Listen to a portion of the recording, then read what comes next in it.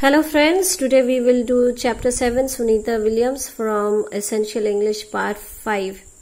And in today's lesson we will learn about the second woman of Indian origin who traveled to space. Her name is Sunita Williams. तो चलिए यहाँ देखते हैं Sunita Williams जो कि एक अंतरिक्ष यात्री थी, वो क्या याद करके बोल रही है। वो बोल रही है कि भारत का रंग बेहद ही खूबसूरत और शानदार दिखता है ऊंचे ऊपर बाहरी अंतरिक्ष से, और हिमालयस का रंग भी कितना गहरा हरा दिखता है जब उसके ऊपर से गुजरा जाता है। तो सुनीता जन्म हुई थी 19 सितंबर 1965 को यूएसए के ओहायो में बॉनी और दीपक पांड्या के घर में। उसका शौक था दौड़ना, तैरना और बाइकिंग करना। वो एक बहुत अच्छा छात्र थी और उसको बहुत सारा इनाम और पुरस्कार मिल चुके थे उसके सेवा के लिए जब वो नेवी में थी। इसका मतलब पहले तो सुनीता विलियम्स नेवी में थी। तो नेवी क्या है? नेवी यानी कि नौसेना, जो सेना जल मार्ग या समुद्र से होने वाले आक्रमणों से देश को बचाते हैं। तो जब सुनीता छोटी थी वो कभी अंतरिक्ष यात्री यानी कि एस्ट्रोनॉट होने का तो सोची ही नहीं थी। वो हमेशा अपना पिताजी के साथ रहती थी जो कि एक डॉक्टर थे, और वो दिमाग और शरीर के अन्य अंगों का चित्र बनाते थे। सुनीता को जानवरों से बहुत प्यार था, इसलिए वो हमेशा चाहती थी कि वो एक पशु चिकित्सक बने। पर बाद में वो यूएस नेवी में शामिल हो गई और उसे एक दिन कहा गया था कि वो सील के ऊपर आधारित एक फिल्म देखेगी।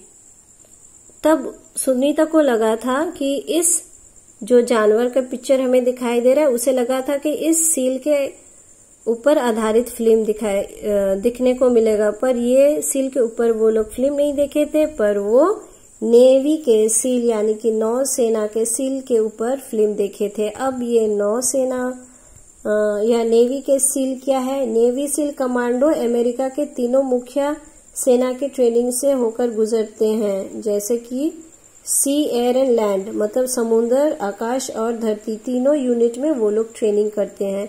उनको कहा जाता है नेवी सील। तो फिर एक दिन जब सुनीता कुछ देख रही थी डिस्कवरी चैनल में, तब उसको एडवर्टाइजमेंट में देखा गया कि कोई सील के ऊपर प्रोग्राम है। तो वो काफी उत्साहित थी और उसको लगा था कि वो नेवी वाला सील के ऊपर ही कुछ एक्स्ट्रा प्रोग्राम देख पाएगी। पर उस वक्त वैसा हुआ नहीं, क्योंकि उस बार वो जानवर वाले सील के ऊपर प्रोग्राम आ गया। खैर जो भी हो, सुनीता एक अति उत्कृष्ट सदस्य थी यूएस नेवी का और एक खास ऑफिसर भी, और बाद में वो नासा के लिए अप्लाई की थी जिसमें वो सेलेक्ट भी हो गई। और पहले तो उसको सोच नहीं पाई थी कि उसका सिलेक्शन होगा, पर उसका सिलेक्शन हुआ और वो काफी खुश थी। और नासा ने उसका सिलेक्शन इसलिए किया था उसका योगदान देख के कि कैसा वो नेवी का हेलीकॉप्टर्स और जेट्स में वो काम की थी, उसको देख के उसका सिलेक्शन हुआ था। फिर वो नासा का छात्र बन गई और फिर वो अपना ट्रेनिंग शुरू कर दी 1998 में। जब ट्रेनिंग के दौरान वो सीखी अंतरिक्ष में कैसा रहना है, रॉकेट उड़ाने के लिए क्या क्या टेक्नोलॉजी का जरूरत पड़ता है, उसके विषय में वो सीखी। फिर वो फ्लाइट ट्रेनिंग के लिए तैयारी की।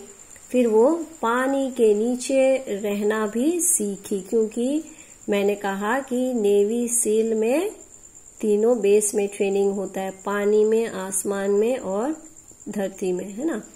तो अब बहुत कठिन और कठोर परीक्षा और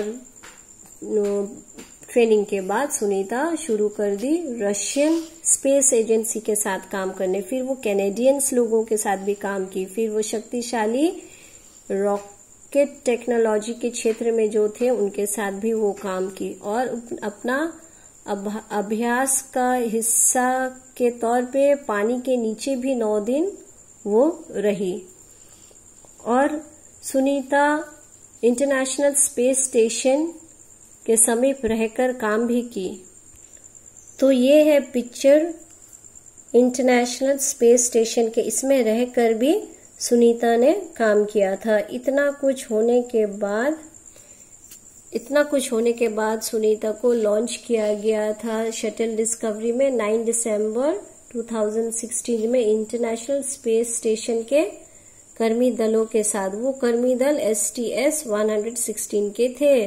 और जब सुनीता लॉन्च हुई थी अंतरिक्ष में, तब वो अपने साथ समोसा, भगवत गीता और गणेश जी का मूर्ति भी लेके गई थी।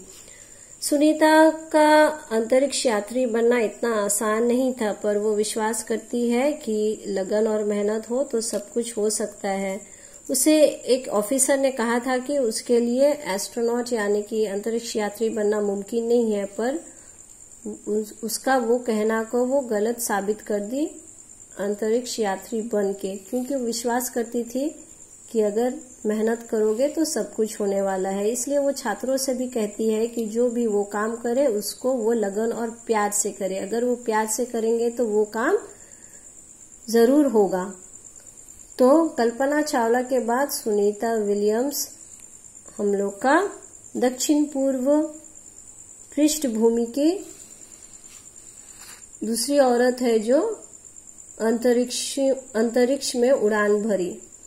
और अगर सुनीता एस्ट्रोनॉट नहीं बनती तो वो क्या बनती? वो बनती पशु चिकित्सक, क्योंकि उसको जानवरों से प्यार था और इसलिए उसके पास लैब्राडोर रिट्रीवर्स और ट्रेवियर नस्ल के गॉर्बी नाम का कुत्ता भी है। तो जो दो नस्ले के कुत्ते जो सुनीता विलियम्स के जिंदगी के हिस्से हैं, एक तो है ये लैब्राडोर रिट्रीवर्स और दूसरे ट्रेवियर। इन्हीं जातियों में से एक डॉगी का उसका नाम था गॉर्बी और वे उसके जिंदगी का हिस्सा बने हुए हैं।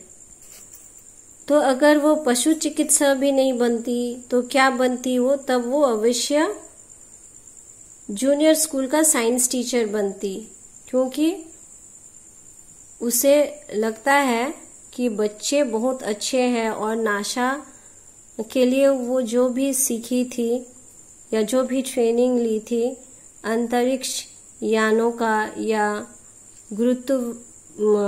ग्रेविटी यानी कि हिंदी में इसे कहते हैं हम लोग गुरुत्वाकर्षण के विषय में जो भी वो पढ़ी थी, और कुछ डिजाइन्स और काम जो थे वो अति असाधारण चीजें हैं जो उसने जूनियर स्कूल में ही सीख लिया था। तो ये था हम लोग का चैप्टर सुनीता विलियम्स यानी कि चैप्टर 7 का एक्सप्लेनेशन। सो ये चैप्टर काफी बड़ा रहा, तो मैंने बहुत कोशिश करके इसको शॉर्ट करके समझाने की कोशिश की।